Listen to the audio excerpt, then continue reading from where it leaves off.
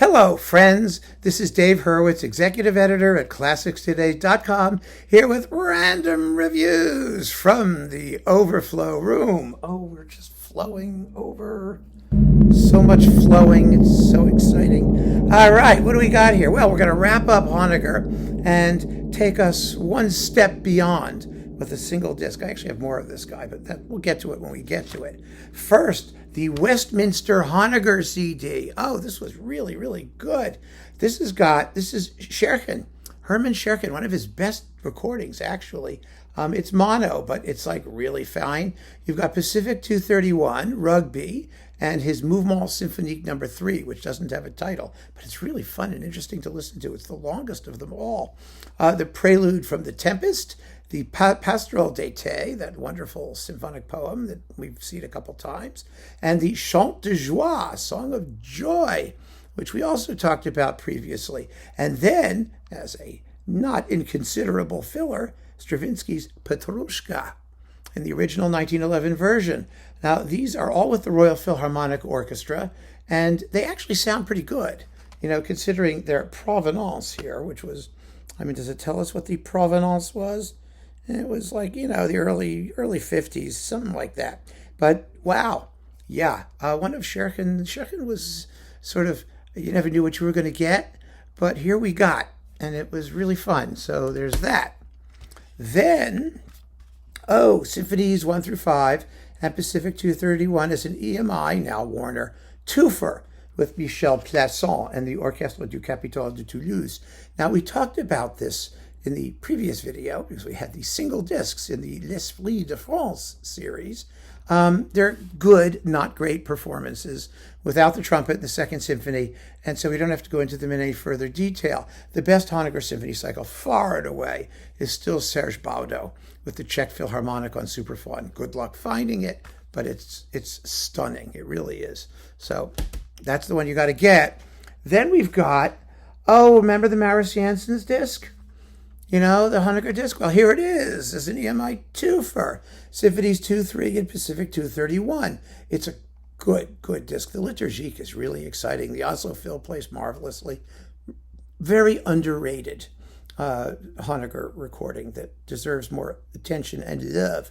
But you also get, with Maris Jansen's, Kurt Weill Second Symphony, and the Violin Concerto with Frank Peter Zimmermann, and the Suite from the Rise and Fall of the City of Mahagoni, which was another fun disc. Jansen's did some interesting repertoire before he became a thing and started doing all the stuff everyone else did. So that's just another reissue.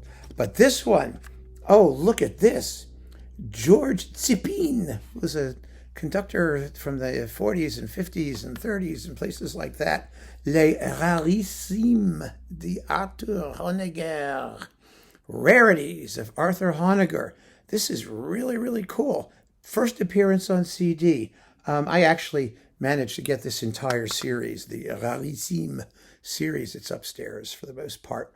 But I had some duplicates. So we've got some really cool stuff. First, the Christmas Cantata. These are mono recordings, by the way. They were made in 53, 54, and 50, or published in 57, but basically 53 and 54 in France. So you've got the Christmas Cantata for baritone solo, children's choir, mixed choir, and orchestra, and then the Oratorio, 53-minute long Oratorio, Cris du Monde, Cries of the World. When was the last time you heard that one? Huh? Doesn't that sound cool? And then we've got Nicolas de Flue, a dramatic legend in 3 acts for mixed choir, children's choir, reciter, and orchestra. And Rugby and Pacific 231. These are rarities.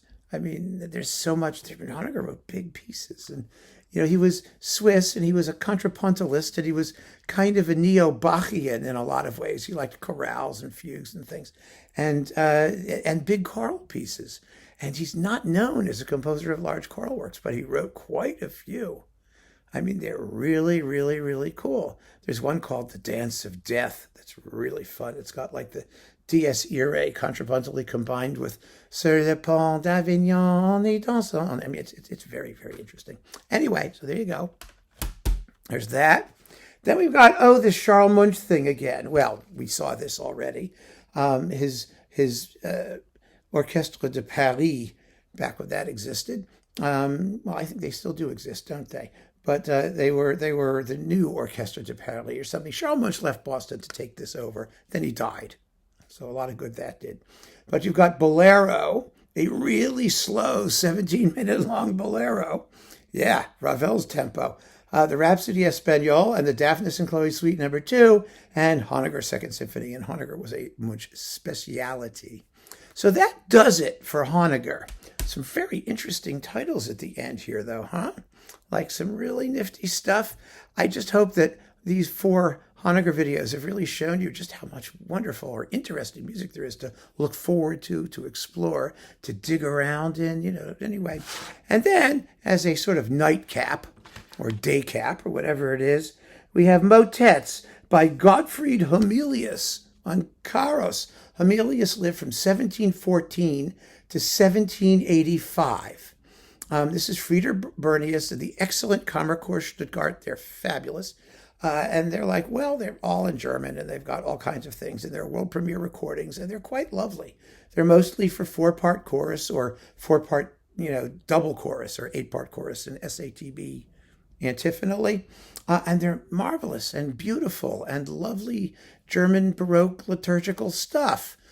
Definitely worth hearing if you like that sort of thing, of course, but they're beautifully performed. And this is on Karus. It's a lovely disc, and it actually kind of caps off Honegger rather well because he was into that period, in chorales and, Lutheran goodies and things like that, he sort of, subsumed. And here you have the original material. So I don't know how many people know Gottfried Homilius. I've got some more of his stuff in collections and things, but he was a good composer, and these are lovely works. So you've got, Selig sind die Toten. That's the first blessed, or, Selig sind, was the German Requiem. Is that in there? Well, somebody's blessed. Blessed are those who mourn. Well, okay, so everyone's blessed. You got to be blessed somehow. We're blessed with Homilius. So keep on listening, friends. Thanks for joining me. Take care.